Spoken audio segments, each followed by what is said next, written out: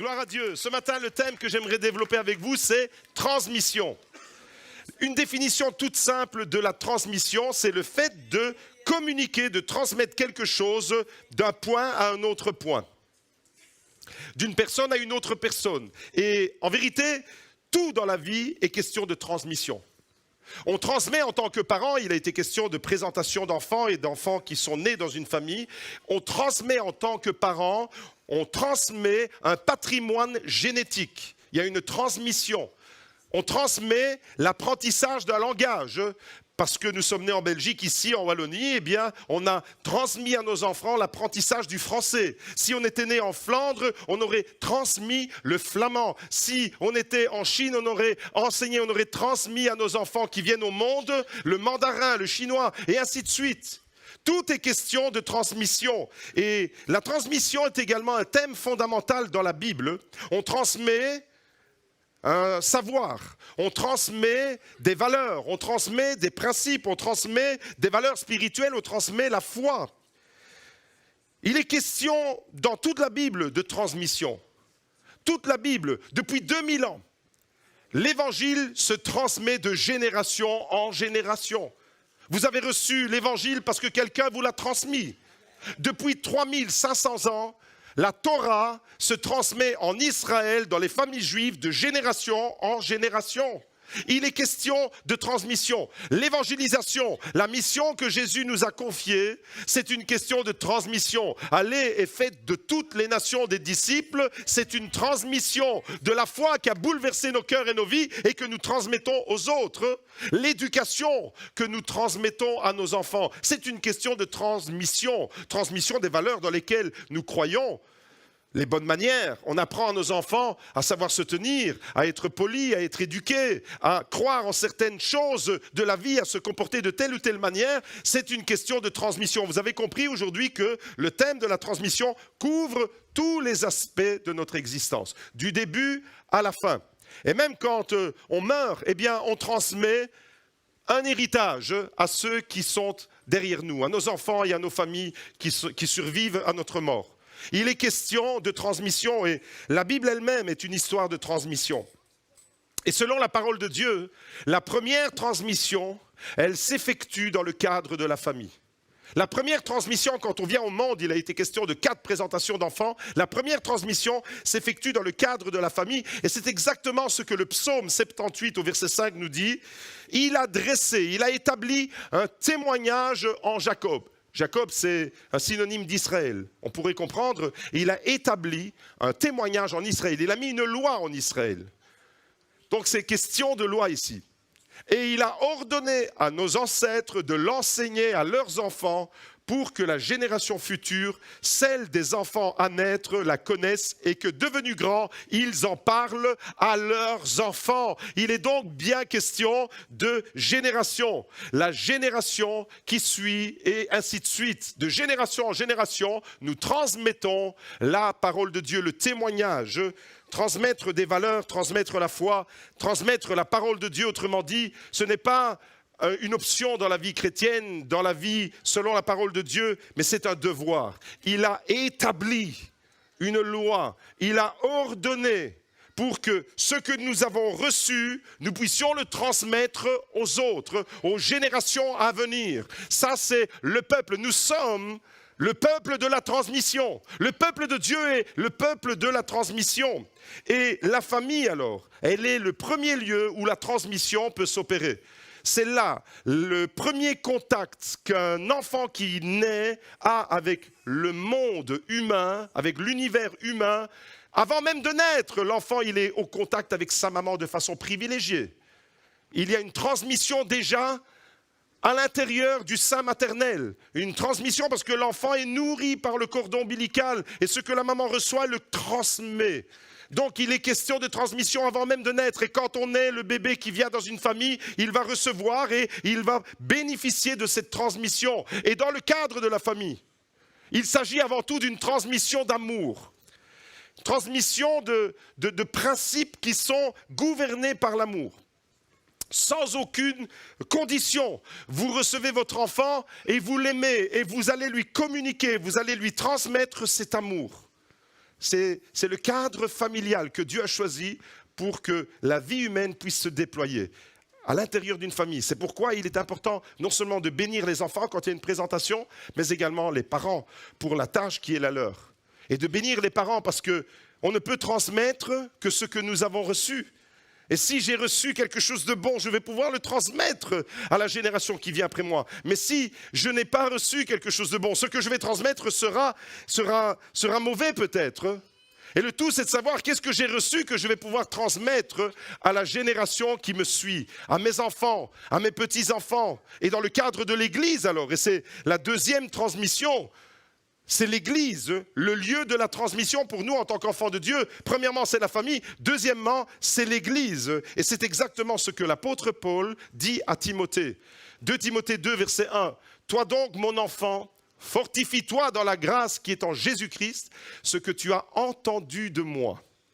En présence de nombreux témoins, confie-le à des personnes fidèles qui soient capables de l'enseigner aussi à d'autres. Amen, amen, amen. » Les critères de transmission ici sont légèrement différents par rapport à ce qu'on vient de voir dans le cadre de la famille. Dans le cadre de la famille, c'est amour sans condition. Tu transmets l'amour sans condition, tu transmets les valeurs. Dans le cadre de l'Église, et ici il est question de transmission spirituelle, il est question de transmission dans le ministère, transmission dans la mission qui est la nôtre, transmission dans les responsabilités. On ne transmet pas n'importe quoi et n'importe comment à n'importe qui. L'apôtre Paul dit « ce que tu as entendu de moi ». Donc il y a un contenu. Je dois transmettre. Paul dit à Timothée, transmets ce que tu as entendu de moi, transmets-le. Mais ne le transmets pas n'importe comment et ne le transmets pas à n'importe qui. Transmets-le à des personnes fidèles. Transmets-le, c'est pour ça que dans l'Église, on doit chercher des personnes fidèles. Transmets-le aussi, et là on est dans le cadre d'un pasteur qui confie une tâche pastorale à un jeune pasteur. L'apôtre Paul est déjà avancé en âge et Timothée est un jeune qui émerge. Et l'apôtre Paul lui lègue d'une certaine manière cette responsabilité. Et il dit, ce que tu as entendu de moi, en présence de nombreux témoins, confie-le à des personnes fidèles. Est-ce que ce matin, il y a des personnes fidèles au GLC Beaudour? Des personnes fidèles, attention, il est question de fidélité, mais il est également question de discernement et de capacité. Parce qu'on ne peut pas confier tout et n'importe quoi à n'importe qui, donc à des personnes fidèles qui soient capables de l'enseigner aussi à d'autres. Et donc, il est question de transmission des valeurs spirituelles, mais aussi des valeurs et de la responsabilité.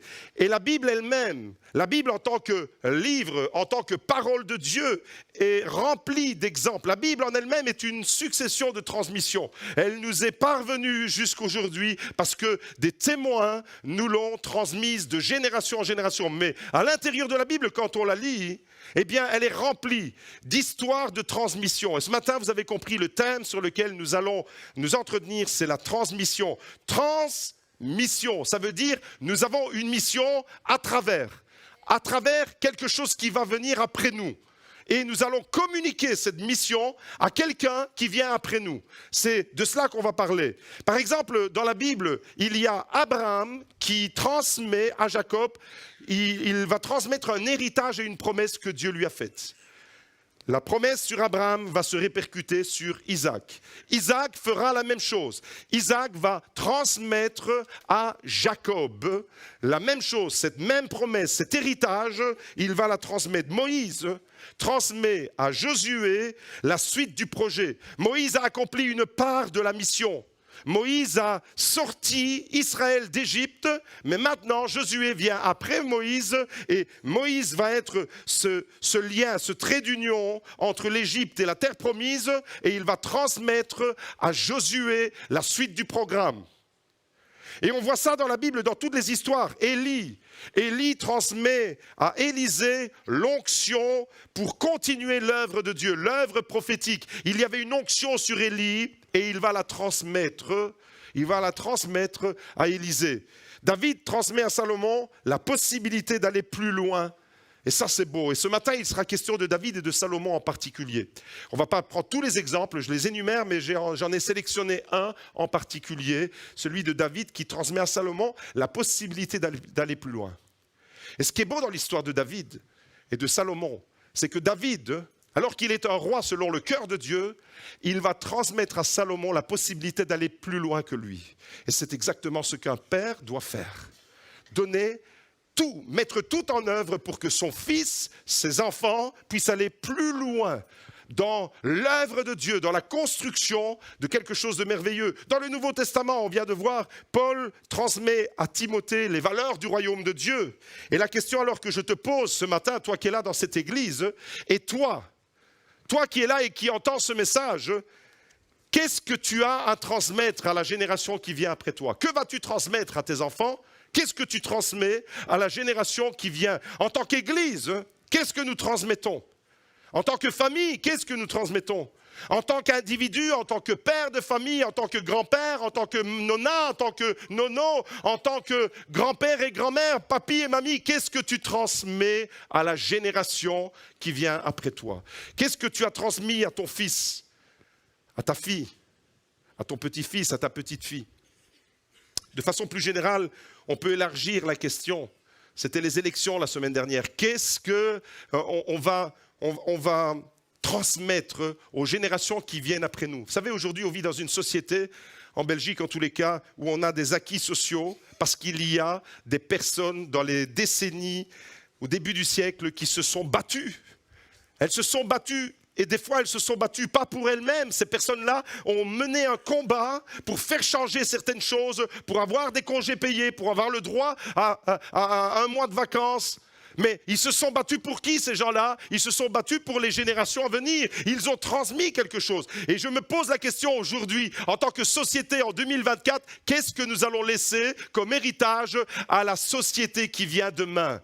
À nos petits-enfants, à ceux qui ont aujourd'hui 2, 3 ans, 4 ans, 5 ans, quand ils auront 20 ans, quel est le monde qu'on va leur laisser? Qu'est-ce qu'on transmet comme valeur? Quel héritage? Pas seulement au niveau individuel, au niveau familial, mais au niveau d'église et au niveau de la société.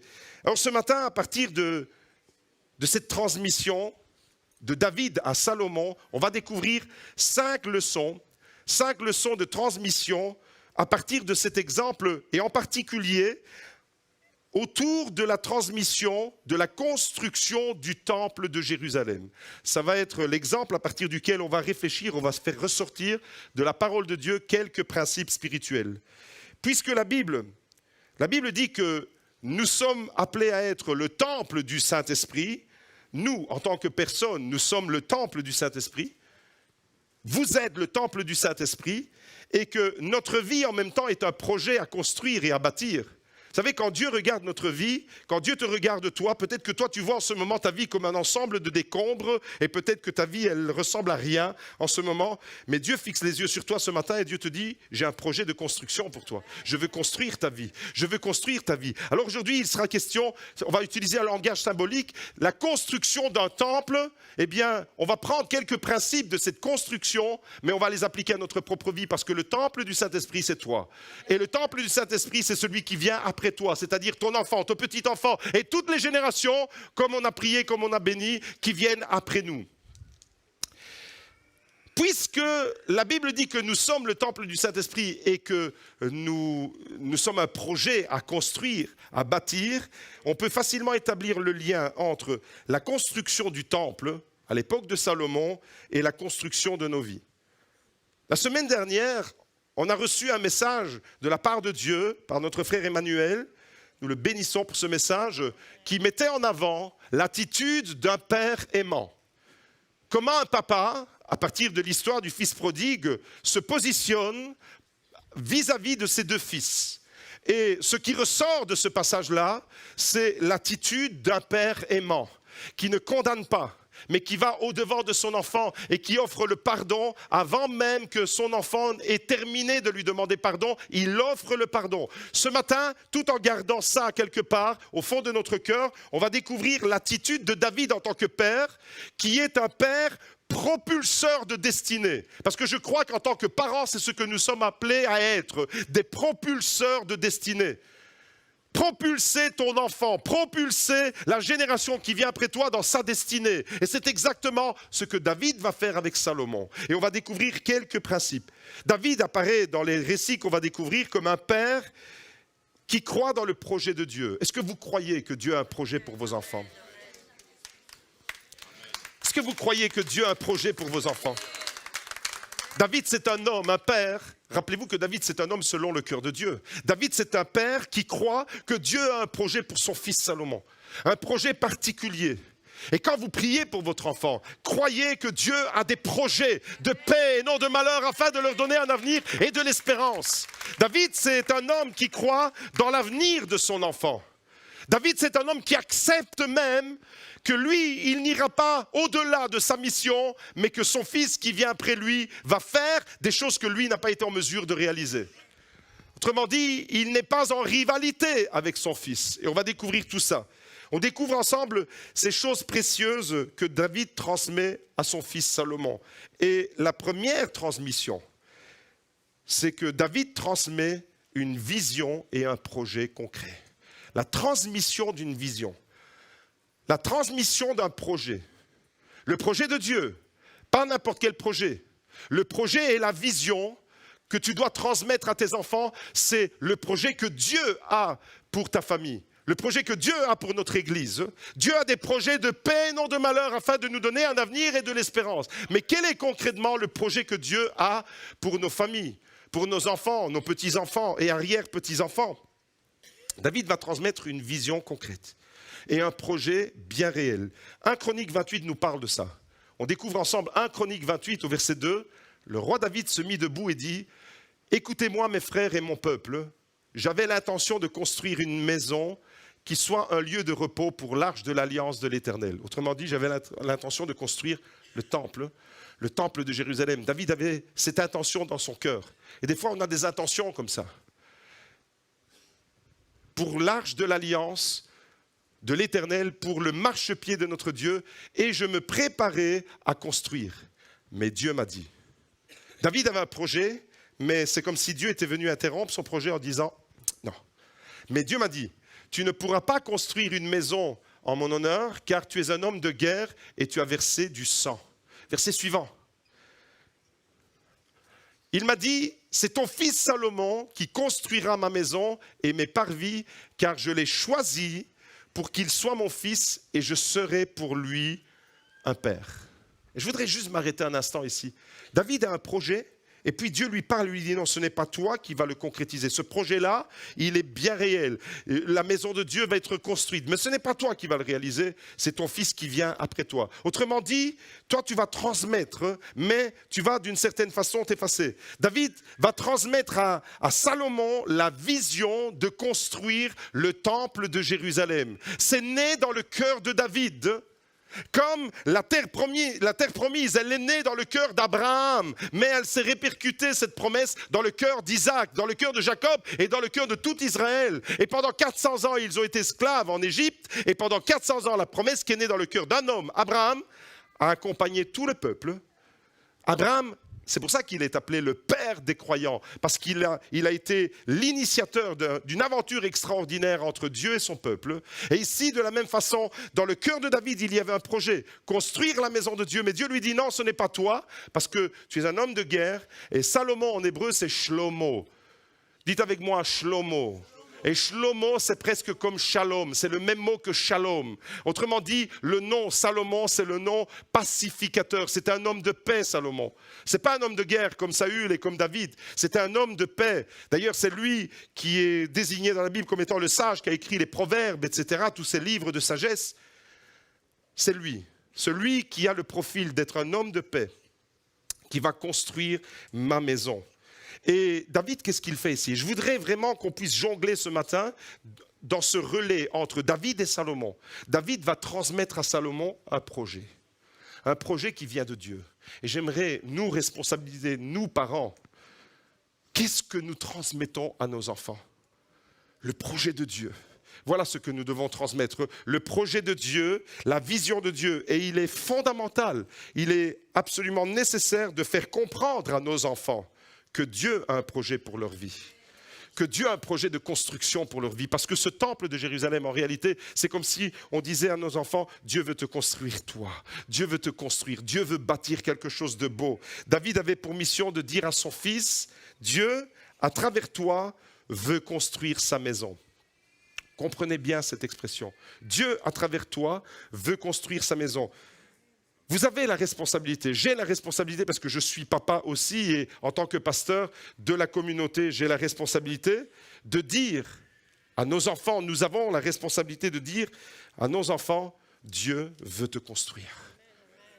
Dieu veut réaliser quelque chose dans ta vie. Dieu a un projet pour ta vie. Dieu veut construire sa maison à travers ta vie. Dieu veut manifester parce que la maison de Dieu, elle était destinée à accueillir la gloire de Dieu. Et ce que notre responsabilité alors, eh bien, c'est d'embarquer nos enfants dans la mission, dans la vision, dans le projet, parce qu'il n'y a que ça qui compte. Tout disparaîtra sur terre. Vous pouvez léguer à vos enfants les plus extraordinaires richesses, l'héritage le plus extraordinaire. Mais si vous n'avez pas communiqué, si vous n'avez pas transmis le projet d'une vie qui ne finit jamais, la vie éternelle, si vous n'embarquez pas vos enfants dans le projet de Dieu, eh bien tout ce que vous aurez construit finira par s'écrouler et ça ne servira à rien. Tu dois transmettre la vision de Dieu et tu es destiné à être comme David vis-à-vis de Salomon, un promoteur, un propulseur de destinée. Autrement dit, David va transmettre à Salomon la suite du programme. Et des fois, Dieu, eh bien, il parle directement à des personnes, mais des fois, eh bien, c'est une transmission que nous recevons. Et c'est important de bien comprendre que nous recevons certaines tâches comme étant une transmission, une mission qui nous a été confiée d'une génération précédente et que nous transmettons aux autres. Et c'est comme ça depuis 2000 ans, l'évangile a été transmis de génération en génération. Un père n'est pas appelé à être en rivalité, autrement dit, avec son fils. Des fois, ça ne fonctionne pas dans les familles. Pourquoi ? Parce qu'il y a des rivalités entre père et fils, entre mère et fille, entre les parents et les enfants.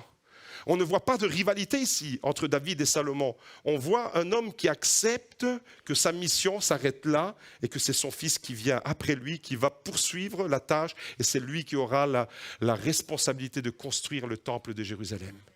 Et des fois, en tant que parent, eh bien, on doit accepter. Et la noblesse alors de David, c'est quoi ? La noblesse de David, c'est de savoir s'effacer et de dire, maintenant Salomon, mon fils, c'est toi qui vas poursuivre. Maintenant, mon fils, c'est toi qui vas concrétiser.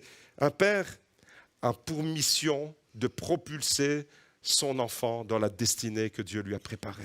Et c'est exactement ce que David fait. Et qu'est-ce qu'il va faire en tout premier lieu ? Il va transmettre un projet. Ce n'est pas moi qui vais construire la maison de l'Éternel, c'est toi. C'est toi, Salomon. Toi, Salomon, parce que tu n'es pas un homme de guerre. Toi, Salomon, parce que tu es Shlomo, Shalom, tu es le pacificateur. Et parce que tu as cette caractéristique d'être un homme de paix, eh bien, tu as les conditions sont rassemblées pour que tu puisses construire la maison de Dieu. Que nous puissions construire l'œuvre de Dieu ce matin avec des cœurs de paix, avec des hommes et des femmes de paix, avec des hommes et des femmes qui sont des Shlomo, qui sont des véhicules, des transmetteurs de Shalom. Comme Salomon. La deuxième transmission que l'on trouve entre David et Salomon, deuxième transmission, c'est la préparation et les ressources. David ne transmet pas seulement un projet et après tu dis voilà, tire ton plan, Salomon. Non, non, il va aller plus loin et il va aller jusque dans le détail. David va transmettre à Salomon, il va préparer le terrain, autrement dit. Il va aplanir le terrain et il va tout mettre en œuvre pour que son fils puisse réussir son projet. 1 Chronique 22, verset 5, on découvre ça ensemble. David disait, mon fils Salomon est jeune et délicat. Vous voyez toute la tendresse qu'il y a ? Il y a vraiment une relation paternelle vis-à-vis de son fils, mais pas condescendante. Attention, pas avec un esprit de supériorité. Il reconnaît son fils comme étant jeune et délicat. David disait, mon fils Salomon est jeune et délicat, et la maison qu'il s'agit de construire pour l'Éternel doit être élevée bien haut, élever son nom et sa gloire dans tous les pays. C'est pourquoi je veux faire des préparatifs pour lui. C'est extraordinaire ça. Je veux faire des préparatifs pour lui. Ainsi, David fit beaucoup de préparatifs avant sa mort. Qu'est-ce qu'il est en train de faire ici, David? Il est en train de préparer le terrain. Il est en train de mettre tout en œuvre. Il y a une vision, Salomon. Ça, c'est le projet. Construire le temple de Jérusalem. Mais je vais t'aider jusqu'au bout.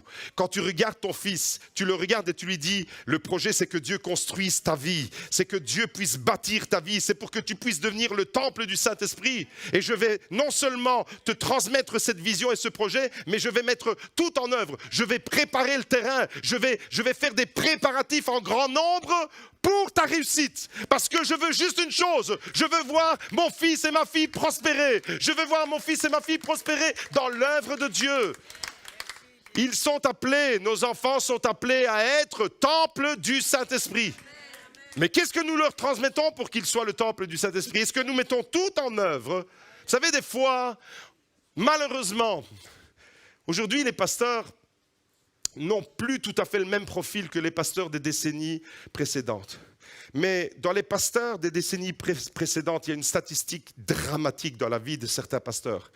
C'est qu'ils s'occupaient de l'Église et que les enfants, leurs propres enfants, étaient perdus, complètement perdus. Pourquoi? Parce qu'ils ne transmettaient pas à leurs enfants. Il n'y avait que l'Église et pas la famille. Ça, dans la génération des pasteurs de mon âge, on a compris qu'on ne pouvait plus rester dans des schémas où c'était l'Église, l'Église, l'Église et la famille délaissée. Et à quoi ça sert que tu t'occupes des enfants des autres si tu n'es pas capable de t'occuper de ta propre famille? À quoi ça sert si tu n'es pas capable d'être un modèle dans ta propre maison et que tu veux être modèle pour l'Église? Et malheureusement, combien de fils de pasteurs sont perdus dans la nature aujourd'hui? Pourquoi? Parce que malheureusement, et ce n'est pas accusateur ce que je dis, c'est un constat assez généralisé, c'est que dans les pratiques d'il y a quelques décennies en arrière, il n'y avait pas de transmission vraiment aux enfants. Les enfants étaient là et un des reproches que certains enfants font à ces pasteurs des générations passées, c'est « t'étais où quand j'avais besoin de toi? T'étais toujours en train de t'occuper de l'Église. » Ici, David, il transmet le projet de Dieu, mais il met tout en œuvre pour que son enfant puisse réussir dans le projet de Dieu. David fait beaucoup de préparatifs avant sa mort. C'est-à-dire qu'il met tout en œuvre. Il a juste un objectif, le gars. Il a envie de voir son fils réussir et prospérer dans l'œuvre de Dieu. Il transmet une vision et il transmet et il communique, il prépare le terrain. Et on voit ici toute la tendresse et la motivation de David en même temps. Il rassemble des matériaux, il prépare, il calcule, il fait le travail en amont. Alors ce n'est pas déresponsabiliser son fils de faire ça. Parce que son fils va aller plus loin que lui. Ce n'est pas faire tout le travail pour nos enfants, ce n'est pas ça qu'il s'agit. Il s'agit de montrer la voie à nos enfants. Il s'agit de dire voilà ce que Dieu veut pour ta vie. Voilà quel est le programme que Dieu veut pour toi. Voilà où il te veut. Voilà comment il veut te voir prospérer. Mais une fois que je t'ai mis là et que j'ai tout préparé pour toi, mon enfant, maintenant tu n'as plus aucune raison de ne pas décoller dans ta vie spirituelle. Parce que tu as tout en œuvre. J'ai fait tout ce que j'ai pu faire. J'ai fait tout ce qui était en mon pouvoir. Je t'ai communiqué la vision et j'ai même préparé le terrain. Tu ne peux pas me le reprocher. Tu ne peux pas me le reprocher. Des fois, il y a des enfants ingrats qui ne marchent pas dans la vision des parents. Alors c'est pour ça qu'il faut redoubler de prière pour ces enfants-là. Un enfant reste une bénédiction même quand il a un comportement qui n'est pas réjouissant. David transmet la vision, il communique des préparatifs, il prépare tout pour que Salomon puisse réussir. Retenez, vision. Numéro 2, transmission de certaines préparations. Troisième transmission, qu'est-ce qu'il fait David? Il va aller encore plus loin. Il va transmettre les plans du temple, de la construction du temple. C'est David qui transmet les plans. Tu veux être construit le temple, vous avez compris que c'est nous qui sommes le temple du Saint-Esprit. On ne va pas construire un temple à Jérusalem, ce n'est pas de ça qu'il s'agit. Mais on tire les leçons de cette construction pour réfléchir à la construction de nos vies et ce matin à la construction de la vie de nos enfants. Si tu veux voir ton enfant être heureux, il a intérêt à marcher dans l'œuvre de Dieu, de rentrer dans la vision de Dieu, de prospérer dans l'œuvre de Dieu. Et qu'est-ce qu'il fait David? David, il transmet le plan de l'architecte. Le plan de l'architecte, le voici les amis. C'est ça le plan pour nous. C'est je transmets à mon enfant la parole de Dieu. Si tu construis ta vie avec les principes, avec les valeurs, avec la foi, avec le message, avec les promesses qui se dégagent de ce livre, alors tu vas construire quelque chose qui tiendra. alors tu vas construire quelque chose qui tiendra, ça sera solide. Et on découvre alors la transmission des plans de la maison de Dieu. Dis à ton enfant, maintenant, alors que ton enfant n'est pas là, prie en ce moment, maintenant, pendant que je prêche, prie pour ton enfant et tu dis, tu es destiné à être le temple du Saint-Esprit et je vais mettre tout en œuvre et je vais même te communiquer la parole de Dieu, je vais te la transmettre, je vais te la transmettre avec amour, je vais te la transmettre avec foi. Les plans du temple, on découvre ça dans 1 Chronique 28 au verset 11. David donna à son fils Salomon le plan du portique et des bâtiments annexes, des chambres du trésor, des chambres à l'étage et des chambres intérieures, ainsi que du bâtiment abritant le propitiatoire. Il lui donna le plan de tout ce qui lui avait été révélé par l'Esprit. Vous entendez ? Il ne communique pas à son fils des idées humaines, il communique, regardez le verset 12, il est extraordinaire. Voilà ce que nous devons communiquer à nos enfants. Il lui donna le plan de tout ce qui lui avait été révélé par l'Esprit concernant les parvis de la maison de l'Éternel et toutes les pièces qui, tout autour, devaient être réservées au trésor de la maison de Dieu et au trésor sacré. Amen. Extraordinaire dans la transmission. Transmission de vision, transmission de préparation, transmission des plans. Mais attention, ce n'est pas n'importe quel plan. C'est le plan qui lui a été révélé par l'Esprit. C'est le plan que Dieu a pour sa vie. Salomon, tu vas entrer dans un projet merveilleux. Et moi, je vais être quoi ? Je vais être un propulseur de destinée. Dites avec moi, je serai un propulseur de destinée. Et je ne vais pas être un frein pour la vie de mes enfants. Je veux être un propulseur de destinée. Pour qu'ils deviennent vraiment un temple à la gloire de Dieu, un temple rempli du Saint-Esprit pour la gloire de Dieu, un serviteur, une servante pour Dieu. La clé ici dans ce passage, c'est que Salomon transmet le plan détaillé que Dieu lui a révélé. Et cela soulève un point important, c'est que la transmission de la vision, ce n'est pas seulement la transmission de la mission, mais aussi les détails pratiques et des instructions spécifiques pour la réalisation de cette vision. Ce n'est pas tout de dire j'ai une vision, mais encore faut-il mettre tout en œuvre pour que nos enfants puissent comprendre. Et c'est ça, à vous les familles qui avez présenté vos enfants, le message que j'aimerais vous communiquer ce matin, c'est vous avez une responsabilité de transmettre à vos enfants. À vous les parents qui êtes là, nous avons une responsabilité de transmettre et d'embarquer nos enfants dans l'œuvre de Dieu. On va découvrir encore d'autres aspects, vous allez voir, ça va enlever tout d'un coup une certaine pression qui repose un peu sur nos épaules. La 4e transmission, on va voir 5 transmissions ce matin. La 4e transmission, c'est la prière et la bénédiction. La prière et la bénédiction, en réalité, il n'y a pas de véritable transmission sans prière et sans bénédiction. Tu ne peux pas transmettre quelque chose qui vient de Dieu à ton enfant si ce n'est pas accompagné de prière et de bénédiction. Si tu ne prononces pas des paroles de bénédiction sur la vie de ton enfant, si ton enfant ne se sent pas valorisé avec la bénédiction qui vient de Dieu, tu ne pourras pas lui transmettre un projet qui vient de Dieu.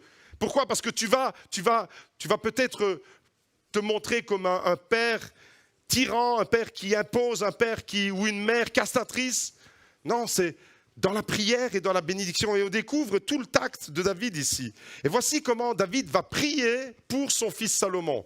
Et je vous invite vraiment à faire cette prière pour la vie de vos enfants. Est-ce que vous avez envie de voir, vous chrétiens, vos enfants prospérer dans l'œuvre de Dieu ? Est-ce que vous avez envie de voir vos enfants s'élever comme des palais pour la gloire de Dieu, comme des temples remplis du Saint-Esprit qui accueillent la gloire de Dieu ? Communication, transmission de la vision, transmission des préparatifs, transmission des plans détaillés avec la parole de Dieu, transmission à travers la prière et à travers la bénédiction. Faites cette prière avec moi, la prière de David pour la vie de son enfant. Regardez ce qu'il demande à Dieu. C'est David qui prie, il s'adresse au Seigneur et il dit « Donne à mon fils ». Tu peux faire cette prière. Ce matin, je t'invite à la faire. Donne à mon fils. Moi, j'ai 3 enfants, j'ai des petits-enfants, j'ai des beaux-enfants et je suis le pasteur de l'église et pendant que je prêche, je prie en même temps pour tout le monde. Donne à mon fils. Mets le nom de ton fils là. Je ne sais pas comment il s'appelle ton enfant, mais mets le nom de ton fils, mets le nom de ta fille. Donne à mon fils un cœur sans partage, un cœur entier, un cœur dévoué. Certaines traductions disent un cœur dévoué, un cœur entier, un cœur sans partage, pour qu'il garde tes commandements, tes préceptes et tes prescriptions, afin qu'ils mettent tous en pratique et qu'ils bâtissent l'édifice pour lequel j'ai fait des préparatifs. Amen, amen et amen. Demande à Dieu, la première chose qu'un papa, qu'une maman doit demander dans la prière pour son enfant. Bien sûr, on prie pour la bonne santé de nos enfants, pour qu'ils soient heureux. Mais c'est que nos enfants, la première chose qu'un papa et qu'une maman demandent, c'est que nos enfants aient un cœur sans partage pour Dieu, un cœur entier pour Dieu. Voilà ce que Dieu veut voir se lever aujourd'hui dans cette génération. C'est des chrétiens, des jeunes et des moins jeunes, des chrétiens qui sont dans la logique de la transmission, mais qui ont des cœurs entiers, des cœurs sans partage, des cœurs dévoués, des cœurs entiers, des cœurs intègres. Et c'est ma prière alors pour mes enfants, c'est Seigneur, donne à mes enfants. Ma prière en tant que pasteur pour l'Église, c'est Seigneur, donne aux enfants spirituels de l'Église un cœur sans partage. Est-ce que vous dites Amen avec moi ce matin? Un cœur entier, un cœur dévoué, un cœur entier, sans partage et dévoué pour, regardez l'objectif, c'est pour qu'il garde tes commandements, c'est-à-dire pour qu'il reste toujours dans le projet qui est le tien. Tu veux bénir mon enfant, mais qu'il reste vraiment sur ce chemin-là. Et il y a des victoires qui ne s'obtiendront que par la prière. Tu dois user tes genoux des fois. Je m'adresse à un papa, je m'adresse à une maman qui pleure sur la vie de son enfant. Des fois, pour que ton enfant entre dans le projet de Dieu, tu dois passer des heures et des heures et des heures, des journées entières à genoux dans la prière. Il y a quelqu'un ici qui a prié 17 ans pour son mari et la semaine prochaine, il sera dans l'eau du baptême. Pendant 17 ans, la sœur Guylaine a usé ses genoux dans la prière. Des fois, les victoires et les bénédictions ne s'obtiennent pas comme ça en claquement de doigts. Des fois, la transmission, elle est laborieuse. Il y a des mécanos ici. Des fois, la transmission, elle est laborieuse. Un entretien à ma voiture s'impose. Le message est passé.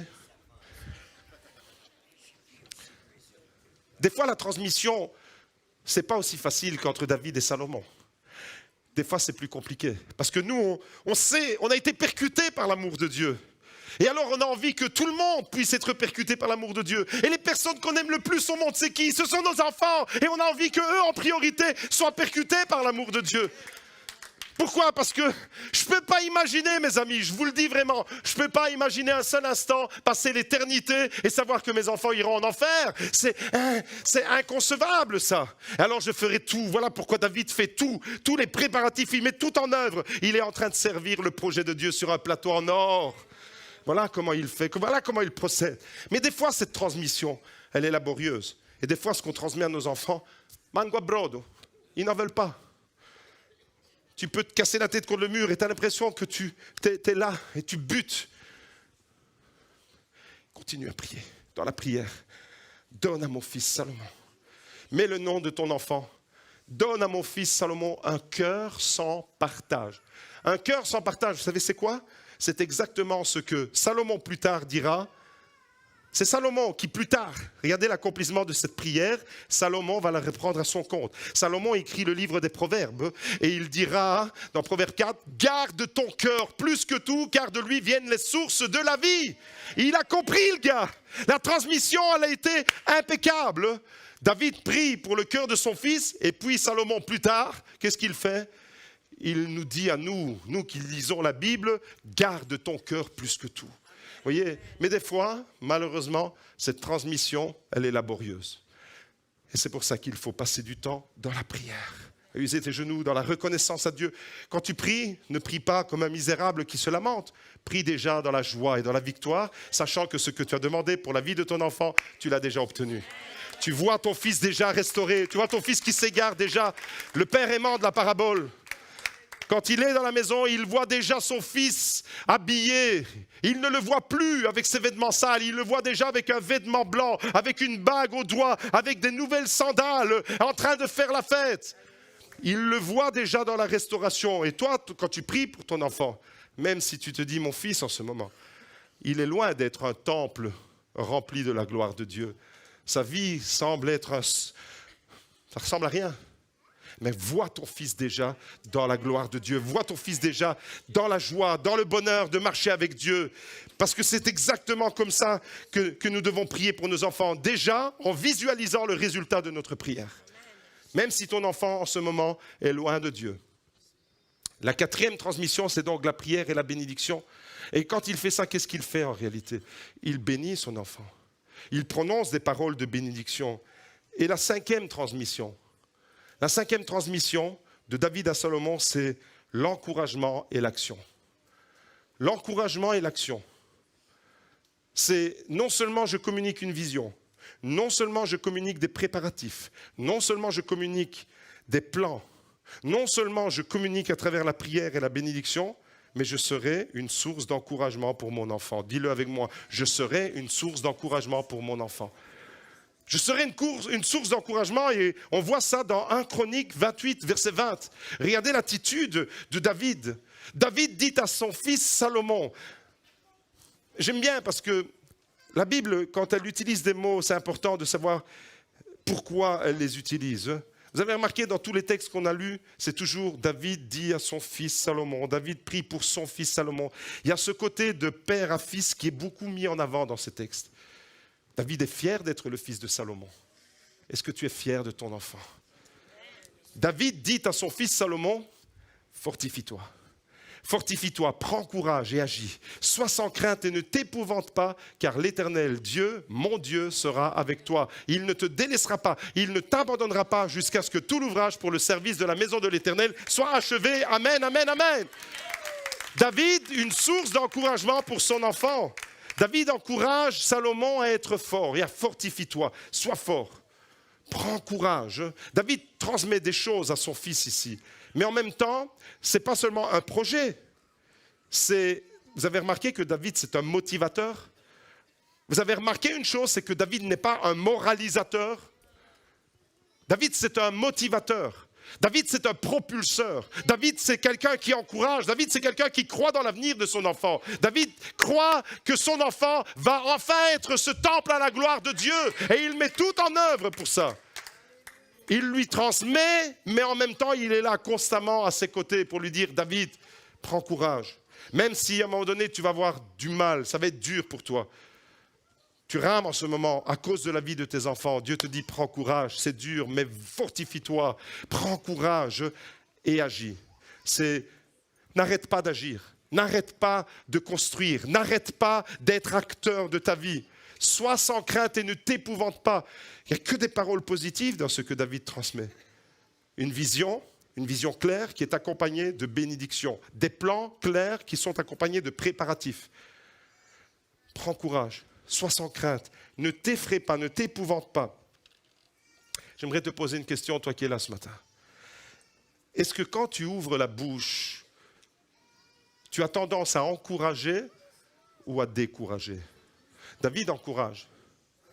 Est-ce que quand tu ouvres la bouche, tu as tendance à motiver ou à démotiver celui qui t'écoute?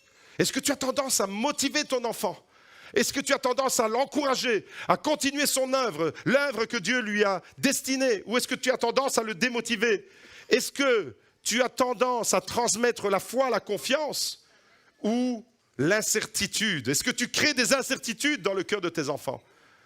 Pose-toi la question, quand je parle, quand je transmets, est-ce que j'éveille la foi de mon enfant? Est-ce que je communique une confiance? Remarquez une chose, c'est que l'histoire de David et de Salomon nous enseigne que la transmission s'inscrit vraiment dans la volonté de Dieu. Mais on ne transmet pas n'importe quoi. Elle inclut ces 5 choses importantes. La communication d'une vision, la transmission d'une vision claire. La transmission des ressources. La transmission du plan pour réussir ta vie. Voilà le plan. La transmission du plan, la transmission de la parole de Dieu, la transmission à travers la prière et la bénédiction, la transmission à travers l'encouragement. Et Salomon va se fortifier. Transmission de vision, transmission de ressources, transmission de plans, transmission de prière et bénédiction, encouragement pour passer à l'action. Voilà le programme que nous devrions, nous, ce matin, poursuivre. Et c'est comme ça que ça doit fonctionner dans nos familles. C'est comme ça que ça doit fonctionner dans l'Église. C'est comme ça même que ça devrait fonctionner dans la société. Il ne s'agit pas, remarquez, seulement de transmettre, il s'agit de bien transmettre. Il s'agit de communiquer et de transmettre fidèlement. Ce que tu as reçu, transmets-le aussi à ceux qui sont fidèles et capables de l'enseigner aux autres, disait Paul. Et en procédant de cette façon, alors, mes amis, ce matin, j'aimerais vous dire, si tous, autant que nous sommes, nous choisissons, nous décidons ce matin d'agir comme David à l'égard de son fils Salomon. En procédant de cette façon, David a un impact multiple sur la vie de Salomon. Nous aurons nous aussi un impact multiple. Quel est cet impact de David sur son fils Salomon ? Quel est l'impact d'un père vis-à-vis de son fils à travers cette histoire ? Eh bien, David, qu'est-ce qu'il fait en faisant tout ça ? Il va placer Salomon dans les meilleures conditions, dans la meilleure position pour réussir. C'est ce qu'il fait. Et il démontre à son fils qu'il croit dans son avenir. David croit dans l'avenir de Salomon. David met tout en œuvre pour que Salomon puisse vraiment marcher dans le projet de Dieu. En faisant ça, qu'est-ce qu'il fait, David ? Impact multiple. David va valoriser Salomon. Il va le mettre en valeur. Il va lui dire, waouh, ce que moi, je n'ai pas été capable de faire, ce que à moi, Dieu a dit, non, pas toi, mais ton fils qui vient, c'est toi, mon fils, qui le fera, c'est pas moi. David, il a une attitude d'une extrême humilité en faisant ça. C'est qu'il va valoriser son enfant et j'aimerais vous dire ce matin, j'aimerais dire à chacun des papas et à chacune des mamans, c'est que nos enfants ont besoin d'être valorisés. Nos enfants ont besoin d'être valorisés et je t'invite ce matin à dire à ton enfant, dis-le, proclame ça à ton enfant, je crois en toi. Je crois, quand tu vois ton fils, dis-lui, je crois en toi, je crois en ton avenir, je crois que tu vas réussir, je crois que Dieu a de merveilleux projets pour ta vie, je crois et je proclame sur ta vie que tu seras heureux. Et non seulement je le crois, mais je mets tout en œuvre pour que tu le sois. Voilà ce que nos enfants ont besoin d'entendre, je crois en toi. Si ton enfant a l'habitude d'entendre toujours des choses négatives, j'aimerais te dire ce matin, non seulement ton enfant, il risque de se braquer contre toi, mais il risque aussi de se détourner du glorieux, du merveilleux projet que Dieu a pour sa vie. Mais David a compris ici la clé. Et David, qu'est-ce qu'il fait ? Il valorise son fils Salomon. Et non seulement, alors je vous invite à le dire, je le crois, mais je ferai tout ce qui est en mon pouvoir pour que tu puisses réussir dans ta vie, pour que tu puisses réussir le projet de Dieu. Et non seulement David va contribuer à la construction d'un merveilleux projet. Vous imaginez la tâche de Salomon, c'est puissant, hein ? Il construit le temple de Jérusalem, le gars. Non seulement David va contribuer à la construction du temple d'un merveilleux projet, mais David va faire quelque chose, il va activer quelque chose dans le cœur de Salomon. Il va éveiller une foi constante chez son fils Salomon et en même temps une confiance en lui-même. Une foi vis-à-vis de Dieu et une confiance en lui-même. En faisant ça, en transmettant ces choses de cette manière, David va contribuer au développement d'une image positive que Salomon va pouvoir poser sur sa vie. Quand Salomon va regarder sa vie, c'est un regard positif. Pourquoi ? Parce qu'il a reçu de son père un regard positif, un regard plein d'espoir. Son père a prié, a béni, a transmis une vision, a transmis un plan, a transmis des ressources, a mis tout en œuvre pour que son fils puisse réussir. Et ça, bien Salomon, maintenant vous mettez dans la peau de Salomon, vous avez un papa qui vous transmet toutes ces choses. Vous êtes fier de votre père, mais en même temps, vous gagnez en assurance personnelle. Et David ne se comporte pas alors comme un moralisateur, mais David se comporte comme un motivateur, comme un valorisateur. Et j'aimerais vraiment faire passer le message ce matin dans nos familles, on a besoin de ça. Nous n'avons pas besoin d'être moralisés dans la vie chrétienne. Nous n'avons pas besoin d'être toujours dans la moralisation. Vous savez, comme des légalistes, des pharisiens, c'est tu peux ci, tu peux ça. Et des fois, la vie chrétienne dans certaines églises se résume à ça. C'est tu deviens chrétien, tu ne peux plus faire ceci, tu ne peux plus faire cela. Ah, tu es chrétien, tu ne peux plus faire ça. Non, mais c'est quoi ? On ne donne pas envie aux gens de vivre une vie chrétienne comme ça. Quand tu es enfant de Dieu, tout est permis. Mais tout n'est pas utile. Et parce que l'Esprit de Dieu est en toi, il va te conduire dans les choix, dans les décisions qui glorifient Dieu pour que le temple du Saint-Esprit soit glorieux. On n'a pas besoin de moralisateur. C'est ça le problème. C'est qu'on n'a pas besoin de moraliser. On a besoin d'être motivé, d'être valorisé. C'est tu vois ton enfant, même s'il est en difficulté, ton enfant. Même si tu vois que ton fils, dis-lui, je t'aime, mon enfant. Je crois en toi. Je crois que Dieu a un projet pour toi. Je crois que Dieu a un avenir pour toi. Je crois que Dieu va te construire. Je crois que Dieu va se glorifier à travers ta vie. Et je ferai tout, mon fils. Je ferai tout, mon enfant. Aujourd'hui, ces paroles, Rebecca et Pietro peuvent les prononcer sur Gino et sur Laura. Morgane et Fabio peuvent prononcer ces paroles sur Elijah et sur Ézéchiel. Et tous les papas et toutes les mamans qui sont ici peuvent les prononcer sur leurs propres enfants. C'est « Seigneur, je crois dans l'avenir de mon enfant et je veux qu'il le sache. Seigneur, je veux voir mon enfant prospérer. Donne-lui un cœur sans partage. Donne-lui un cœur dévoué pour qu'il reste fidèle et intègre. Je veux être, combien de papas et combien de mamans sont prêts à dire avec moi ce matin, je veux être un propulseur de destinée. Je veux promouvoir mon enfant dans la destinée qui est la sienne. Transmettre fidèlement la parole de Dieu. C'est ma responsabilité, c'est ta responsabilité. L'équipe de louange peut me rejoindre et on va bénir le Seigneur ensemble ce matin. Combien de personnes sont prêtes à dire, Seigneur, la transmission, c'est mon affaire. J'en fais ma responsabilité maintenant. Je transmets. Tu ne vas pas transmettre la construction d'un temple à ton enfant, mais tu vas transmettre la construction. Tu vas transmettre la construction la plus belle qui soit, la vie de ton enfant. Tu vas contribuer à construire la vie de ton enfant. Ton enfant a besoin de toi. Ton enfant a besoin de ton amour. Ton enfant a besoin de tes promesses. Ton enfant a besoin de ta présence. Ton enfant a besoin de tes encouragements. Ton enfant a besoin de tes prières. Ton enfant a besoin de tes bénédictions. Et l'Église a besoin de ça. Alors si tu n'as pas d'enfant parce que tu n'as pas d'enfant, eh bien, tu as aussi la possibilité d'être un papa et une maman spirituelle pour une personne qui est là à côté de toi, qui gravite autour de ta vie et qui a besoin de tes précieux conseils, qui a besoin de marcher dans le projet de Dieu. Alors à tous ceux qui, ce matin, ont le désir de dire « Seigneur, je veux transmettre, je veux embarquer mon enfant dans l'aventure avec toi. Je ne veux pas qu'il reste là, mais je veux qu'il soit vraiment concerné par ce projet. Et donne-moi la sagesse, Seigneur. Donne-moi la sagesse de pouvoir transmettre de la plus belle façon cette mission qui est la mienne. Merci Seigneur de bénir. Merci Seigneur de donner à chacun, à chaque père, à chaque mère, cette mission qui en réalité est une transmission. Transmettre, Seigneur, de génération en génération, l'œuvre et le projet de Dieu. Merci Seigneur parce que dimanche dernier, jour de la fête des pères, tu nous as rappelé combien le cœur du Père est déterminant. Avoir le cœur d'un papa aimant, être ce Père aimant. Et aujourd'hui, Seigneur, tu nous rappelles qu'un Père aimant, c'est un Père qui croit dans l'avenir de son enfant. Un Père aimant, c'est quelqu'un qui veut aller plus loin et qui permet à son enfant d'aller plus loin. Un papa aimant, c'est un papa qui propulse son enfant. Et Seigneur, je veux être cet homme.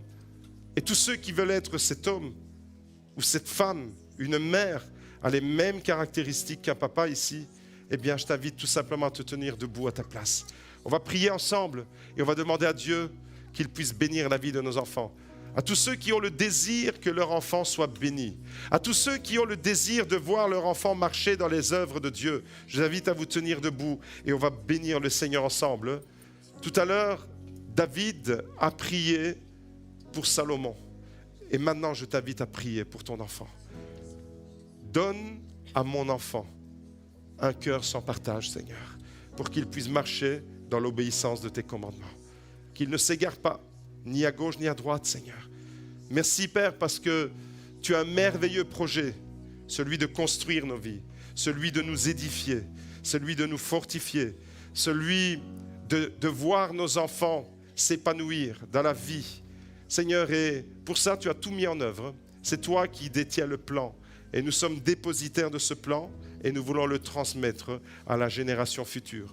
Merci Seigneur parce que ce plan, c'est l'Évangile, c'est ta parole. Ta parole est la vérité Seigneur. Et toute vie qui est construite en dehors de ce plan sera une vie bancale, une vie qui malheureusement, à la première secousse, elle va s'écrouler. Mais ta parole nous dit que celui qui a bâti sa vie sur le roc, conformément au plan de l'architecte, il est comme un homme sage qui a bâti sa vie sur le roc de ta parole. La pluie peut venir, le vent peut souffler, la tempête peut faire des ravages, mais la maison restera debout parce qu'elle a été construite avec les normes antisismiques du ciel. Merci Seigneur de nous donner ces normes antisismiques pour construire notre vie de façon solide et surtout pour transmettre à nos enfants la possibilité de construire à leur tour et pour les générations à venir de façon solide et pour accueillir ta gloire, pour que Seigneur, ta gloire se manifeste dans leur vie. Nous te prions, donne à nos enfants un cœur sans partage, un cœur intègre, un cœur entier pour toi, un cœur qui brûle pour toi, un cœur qui est enflammé pour toi, un cœur rempli d'amour pour toi, un cœur consacré pour toi. Je te prie, Seigneur, pour que chaque enfant, dans nos maisons, dans nos familles, puisse entrer dans ces merveilleux projets qui sont les tiens, au nom puissant de Jésus. Amen, amen, amen. On va chanter la bénédiction.